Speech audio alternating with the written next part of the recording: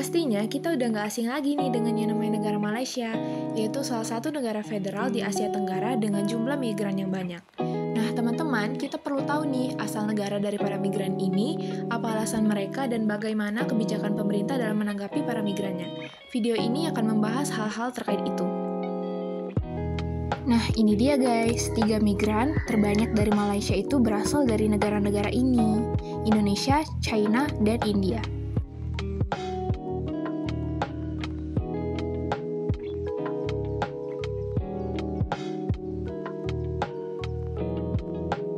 Lalu, apa alasan masyarakat Indonesia bermigrasi ke Malaysia? Pertama, terbukanya lapangan kerja di Malaysia. Masyarakat Malaysia umumnya bekerja. Beberapa di antara mereka memerlukan tenaga kerja untuk mengurus pekerjaan rumah dan mengurus anak. Para pekerja di Malaysia jarang memiliki waktu untuk melakukan pekerjaan lain di luar pekerjaan utamanya. Pekerjaan yang dibutuhkan antara lain seperti asisten rumah tangga dengan gaji 5 juta sampai dengan 6 juta rupiah. Lebih tinggi daripada penghasilan di dalam negeri dengan pekerjaan yang sama. Lalu ada faktor yaitu letak geografis yang mudah dijangkau. Letak geografis yang berdekatan antara Indonesia dan Malaysia dengan dihubungkan oleh selat membuat tingginya angka mobilitas. Migrasi ke Malaysia tidak harus mengeluarkan biaya yang banyak karena Malaysia sendiri adalah negara tetangga. Selain itu, dari segi budaya juga tidak terlalu berbeda sehingga lebih mudah untuk menyesuaikan. Dan selanjutnya, yaitu adanya dukungan kerabat.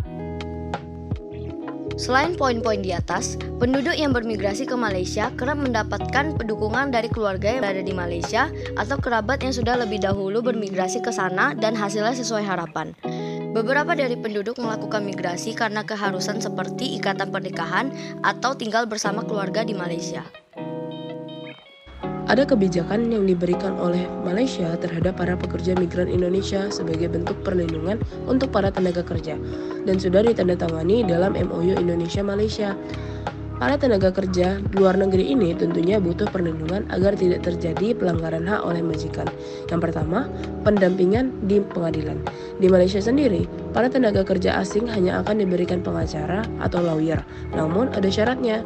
Kasus yang menjerat mereka haruslah kasus yang menyangkut pembunuhan. Yang kedua, hak informasi. Seorang pekerja migran diperbolehkan untuk berkomunikasi dengan keluarga dan kerabat melalui call center yang ada. 3. Hak cuti. Masalah cuti di negara Malaysia merupakan kebijakan wajib yang akan dituliskan ke tiap kontrak kerja baik dari perusahaan maupun majikan. Para tenaga kerja asing ini biasanya akan diberikan liburan sekitar 3 kali dalam sebulan. Keempat, hak beribadah. Majikan tidak diperuntukkan untuk membuat para tenaga kerjanya melanggar ajaran yang mereka pegang. Nah, itulah kebijakan-kebijakan dari Malaysia terkait perlindungan pekerja migrannya. Namun, itu semua telah melalui proses revisi dari tahun ke tahun untuk semakin meningkatkan perlindungan terhadap pekerja migran.